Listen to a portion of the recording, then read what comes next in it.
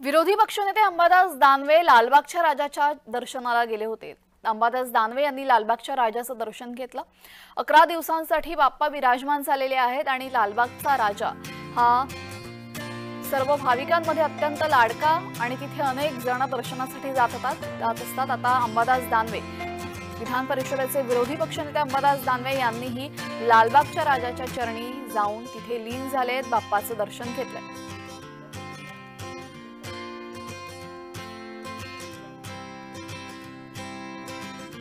विरोधी पक्षनेते अंबादास दानवे लालबागच्या चरणी लीन।